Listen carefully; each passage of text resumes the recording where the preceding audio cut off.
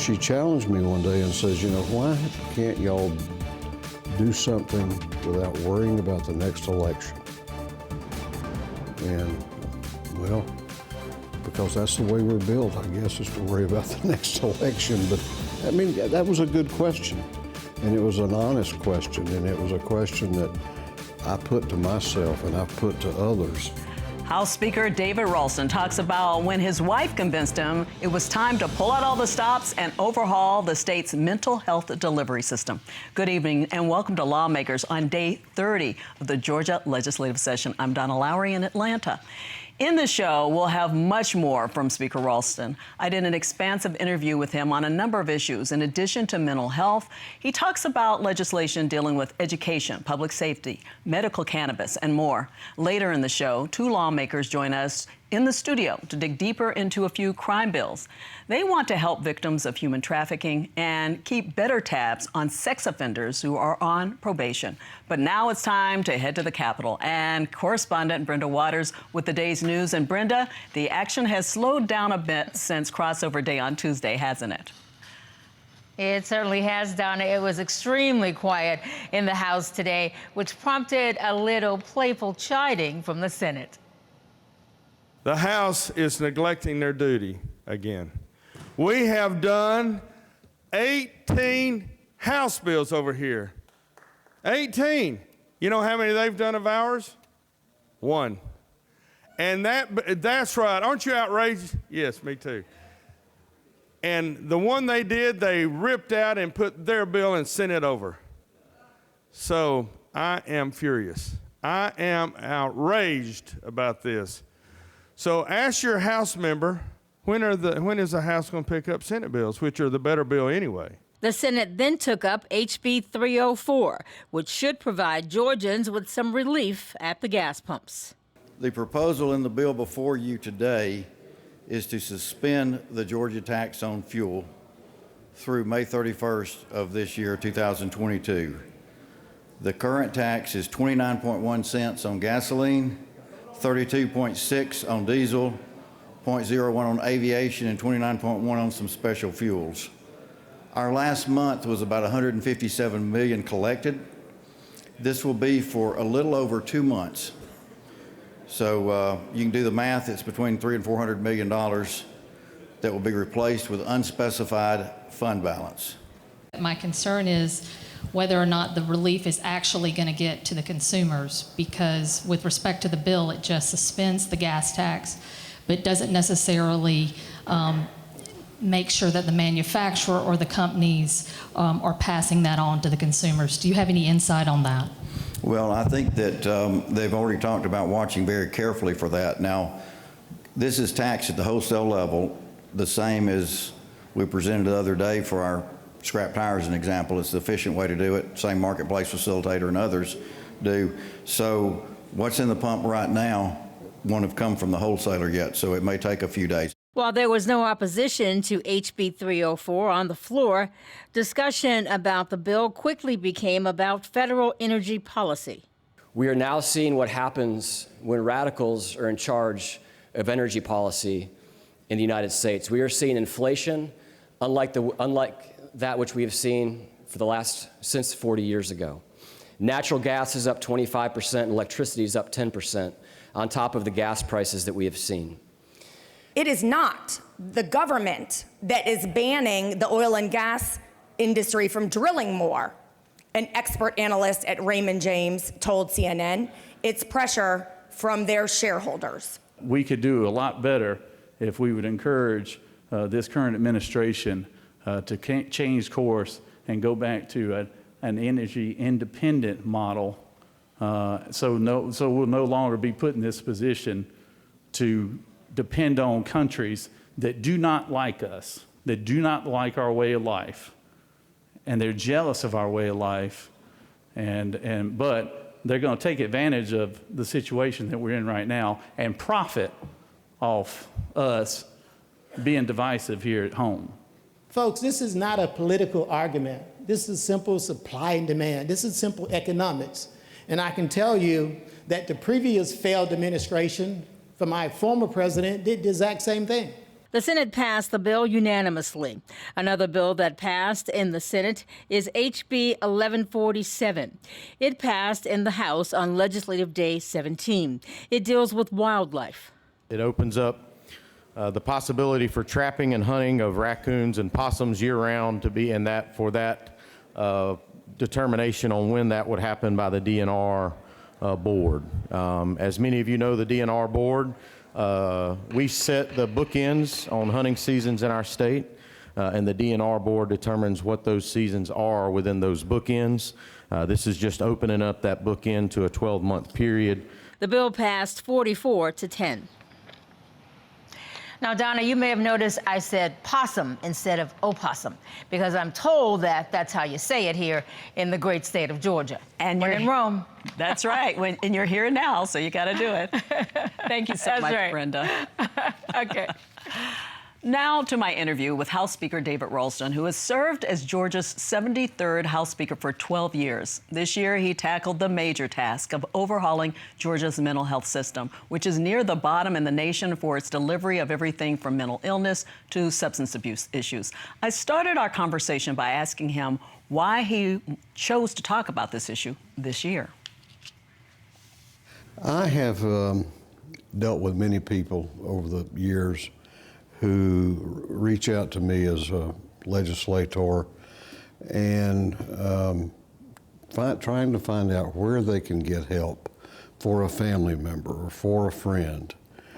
And having to tell people that we simply have very few options in Georgia, very few availability, very little availability, to people at one of the lowest points of their life is tough.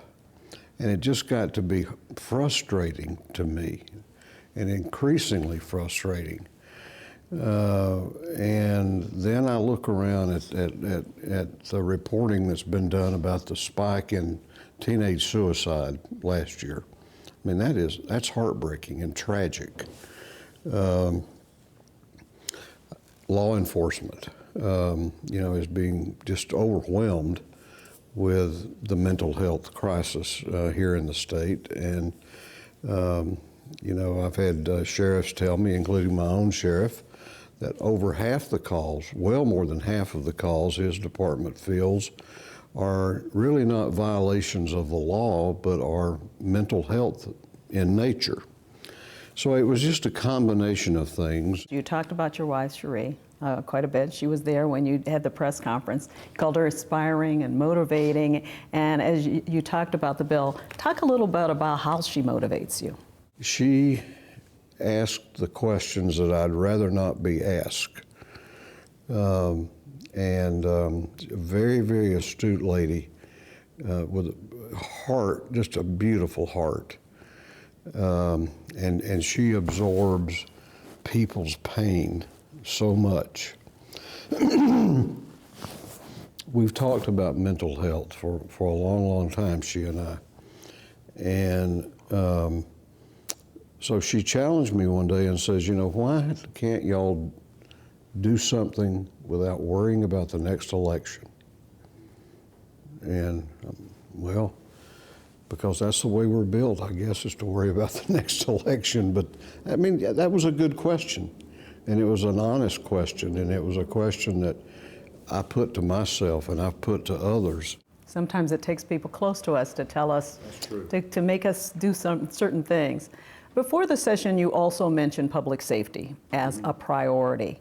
How do you feel about what has been done so far this session on public safety? I'm happy with what we've done so far. I think that much of the public safety work has been done in the budget, and we've allocated additional resources to the State Patrol, for example, to beef up their patrols here in the city of Atlanta.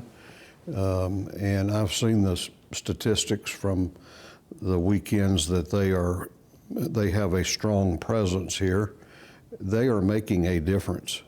The Georgia State Patrol is truly a game changer on the increase in crime here. So we have put some more resources there, and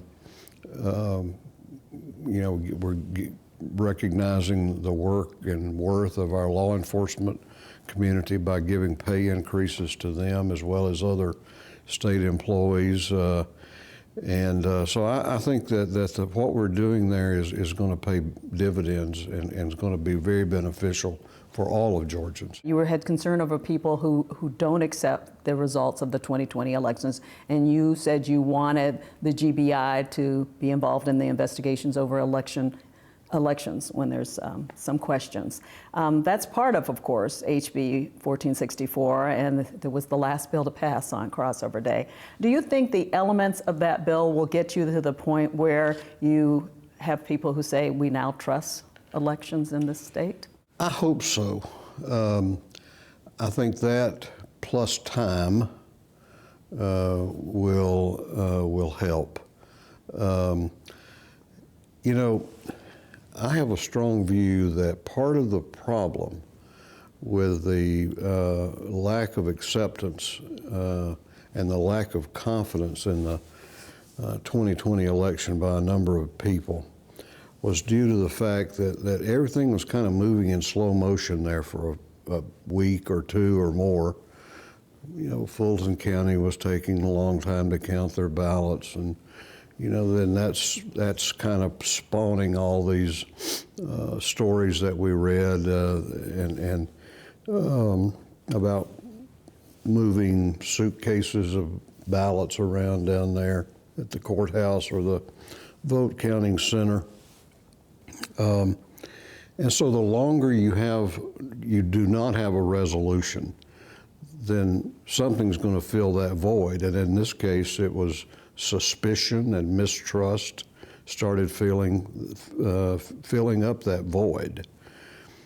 If we had had this bill in place, so we can empower the GBI to go in and conduct prompt, thorough, professional, independent investigations, I don't know who could oppose that. They're not involved before the election. They only get involved if there are problems afterwards. But having them get involved, I think would have made a huge, huge difference. I mean, they're the top law enforcement investigative unit in the state, and they do amazing work. They did a great job on bringing the now killers of Ahmaud Arbery to justice. People forget it. That was the GBI that did that. So I trust them on this issue. I think this can this can go a long way to those people who are open to listening to the facts. This can go a long way to allaying their concerns. Critical race theory, transgender girls in sports, and teaching of divisive concepts and all. So how important are those bills to you that coming into this session? Well,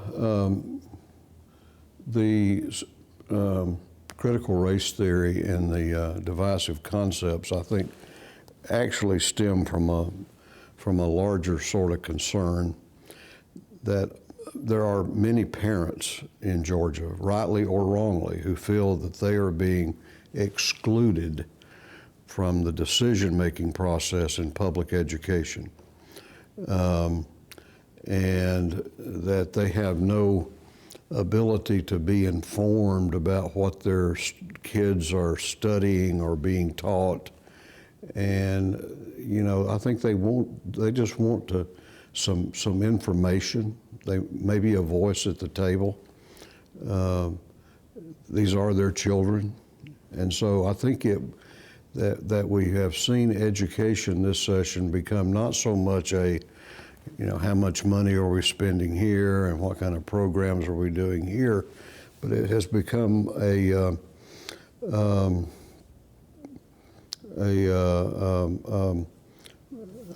real trying to reach out and let parents know that you are important. And yes, we do know these are your children, and you're going to have a place at the table. Change the subjects again and talk a little bit about trying to clean up the medical cannabis law.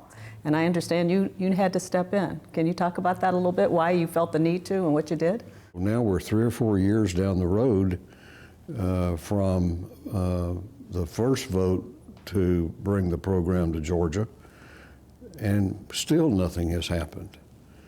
And it appeared to me that if we had to do something, or we're going to be another year and nothing will have happened.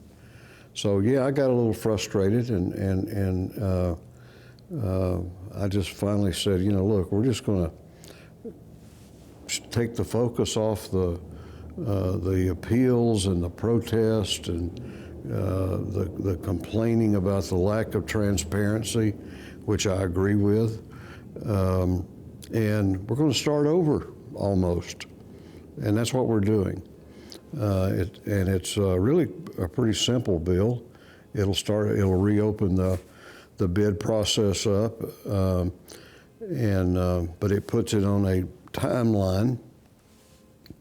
But more importantly, it will also allow or direct that the oil be brought into the state by August. So families aren't going to have to wait any longer. 10 days left. What can we expect in these last 10 days? The unexpected. I really hope that we get the mental health bill worked out soon.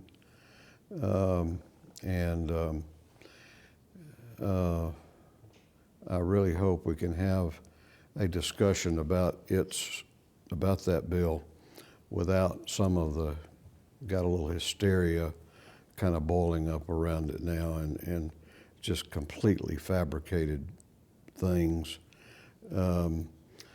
Medical cannabis, I hope we can get across the finish line. I think we'll be able to do that.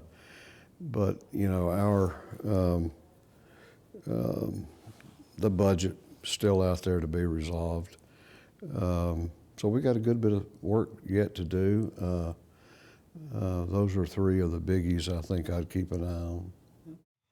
I want to thank House Speaker David Ralston for that interview. We will have the full interview on gpb.com.org, I should say. He talks about what we can expect in these last 10 days of the legislative session a little bit more, and he reflects on the lawmakers who will be leaving after the 2022 session ends.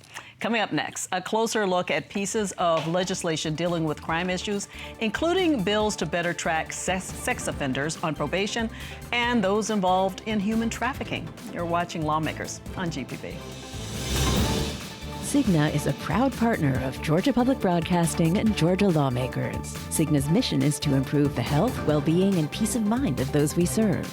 More at Cigna.com to learn how you can help support your employees' physical and emotional well-being. Lawmakers is made possible by Georgia Farm Bureau. With over 80 years of helping everyone understand the importance of agriculture in our state. After all, ag is Georgia's #1 industry. Food and fiber production represents over $74 billion in output of Georgia's strong economy. The Georgia Farm Bureau legislative team works to represent producers across Georgia at the state capitol during the session and year-round. Georgia Farm Bureau, the voice of Georgia farmers. Georgia Humanities, connecting people and communities across Georgia to encourage conversation, education, and understanding. Find out more at www.georgiahumanities.org. We are the Southern Environmental Law Center. At SELC, we not only take on the toughest environmental challenges, we win, forcing the removal of more than 250 million tons of toxic coal ash, defeating repeated attempts to bring offshore drilling to our coasts, and securing clean air and water protections for communities across our region. Your most powerful environmental defender is rooted right here in the South.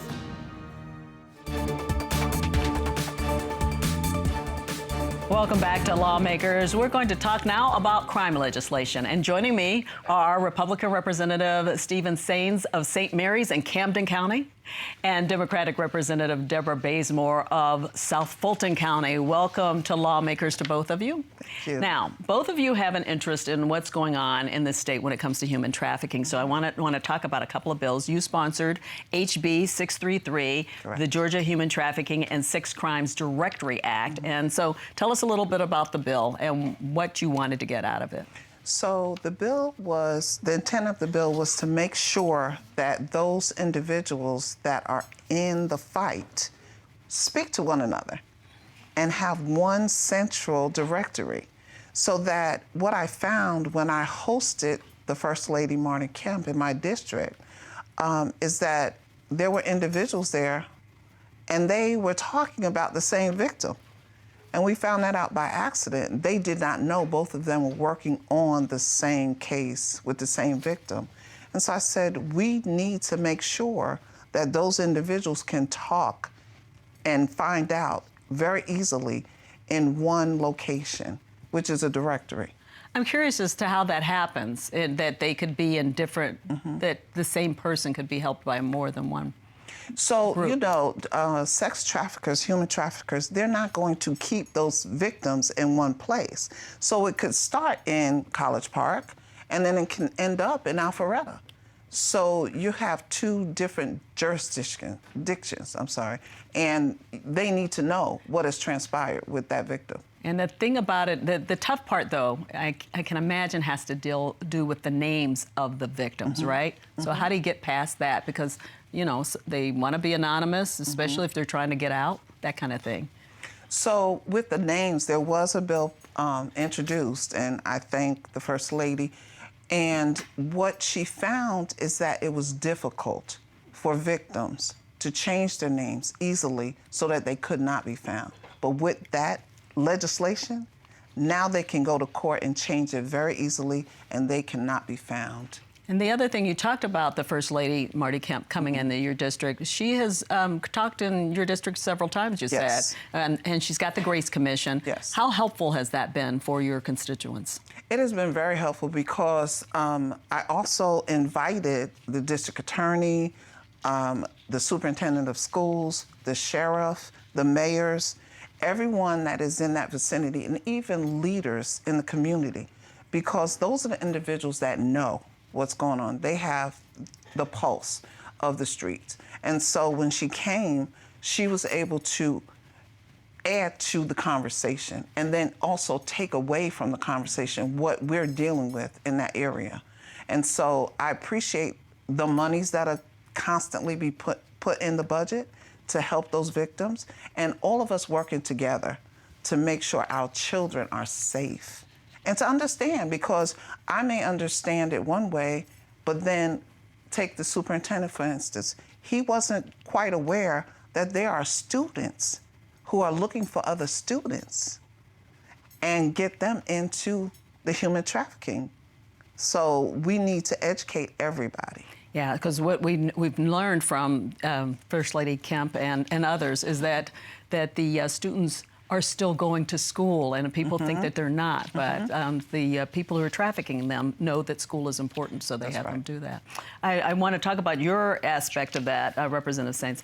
You have a bill that deals with human trafficking. It's called, actually, you're focusing a little bit more on probation areas and things like that when it comes to human trafficking. What I think it's about, that it's congruent with both bills, House Bill 194, is the fact that we need to be victim-centered. I think the Governor Deal's administration, and carried on through Governor Kemp's, we've been focused on making sure we're being smart with our criminal justice system, but we have to remain victim-centered. And what House Bill 194 does is ensure that those with the most dangerous and heinous sexual offenses, dangerous sexual predators, that's what SORB, the state review board that levels these sexual offenders, looks at, is if they're level 3, we want to make sure that there's some way of monitoring these individuals for their lifetime if it's warranted. Yeah, let's talk about monitoring. So you're talking about making sure that when they're on probation, they have some device on them that tracks them, right? Sure. A GPS monitoring is shown to be one of the most effective ways at deterring an additional crime, especially with offenders who've already committed that offense. So What this would do is give what used to happen, which was an interesting case, is Georgia sheriffs would look at the leveling, and if they're a level 3 sex offender and they're out of probation, as part of being on that registry, they'd put them on a GPS ankle monitor. Park v. State, that the Georgia Supreme Court decided in 2019, noted that that was not allowed as a Fourth Amendment violation. So this creates a system upon sentencing of that additional crime that we put them on that GPS monitoring after they serve their initial offense. So we were talking about human trafficking, and so that would apply to people who are convicted who have trafficked people, but also sex offenders in general, right? Sex offenders in general, and you brought up a great point. If these are individuals, the way we did it to really narrow the scope, because for good purpose, we don't want to put a lifetime sentence on an individual without a lot of intent behind it. So what this bill does, if you're a twice adjudicated offender, so you've gone through the sentencing once for one offense, could be human trafficking, could be one of the other felony level sex offenses, and then you during your second time, that's when that lifetime concurrent probation period gets added on, which will allow for the GPS monitoring to take place. With the Park v. State decision. Where's that bill right now? It is in the Senate Judiciary Committee. It passed through Senate Judiciary last year, and like many sine die days, it became chaotic and didn't have time to pass. So I'm looking forward to having a rehearing there and having it hopefully go through there. Yeah, yours didn't make it either, but you're still hopeful because some of the aspects of what you're talking about you found elsewhere in some legislation, right? That's correct. Working closely with my colleagues, we can all work together and put it in one bill. It's not that important that it's my bill or their bill. It's our bill for our children. I love that. I want to talk to you about one other bill that you have. It deals with, it's healthy living for middle and high school students, HB 1554. Thank you. This is a problem that came to me late in the session. As legislators, citizen legislators, we take the problems that we find throughout the year and try to make some meaningful action in the Golden Dome. And I'm privileged enough to work with a lot of prevention professionals throughout the state, and they highlighted that our Department of Education, throughout the COVID period, we have a thing called the Georgia Student Health Survey. We used to that monitored what teenagers, harmful behaviors of teens in our middle and high schools, and that really allowed us to get the help that those particular systems needed if they had a high rate of alcohol use or a high rate of marijuana or e-vaping, which is a huge crisis. It's moved to an optional county-by-county survey, and the negative behind that is we have blackout areas of where are we measuring the problem and where are we not. So I hope that will be something that, like many things, we return back to normal after the COVID pandemic, that returns back to. And you said that part of the problem is federal dollars are tied to those numbers, knowing how many people might be, young people are involved in substance abuse or alcoholism and that kind of thing. Those core measures is something that's used by SAMHSA and the CDC for optional dollars that we compete with North Carolina and California on, and ensuring that we can do things like sources of strength programs in our middle schools and gatekeeper trainings for suicide prevention. So I think this is part of making sure Georgia's competitive where our problems lie, and making sure we have the best tools to put the right step for our children. Okay, and we just have about a minute left. Just quickly, as you think about this last 10 days, I asked the speaker about that. What are you thinking? That you're expecting these last 10 days? So I expect that we continue to come together for the good of all Georgians. It's one Georgia. But I did want to say one thing. There is a universal hand gesture for those victims. And if you don't mind. Go ahead. It is, and recently, we had an individual that was saved because she did this. And someone understood that she was in trouble. Somebody who has been trafficked. That's right. That's interesting. Thank you so much for that. Universal. I don't have time to ask you, but you're pretty good right now in terms of the last 10 days. Looking forward to. It'll be a fun chaos, right? It always is. Sine die is always like that. Yes. I want to thank you both for coming on the show, and thank you for joining us tonight for Lawmakers. Look for Lawmakers Capitol Report tomorrow at the end of the PBS NewsHour, and tomorrow night at 7, tune in for the TV version of Political Rewind, hosted by Bill Naggett. We'll see you on Monday for an hour-long Lawmakers budget show on Legislative Day 31. Have a good night.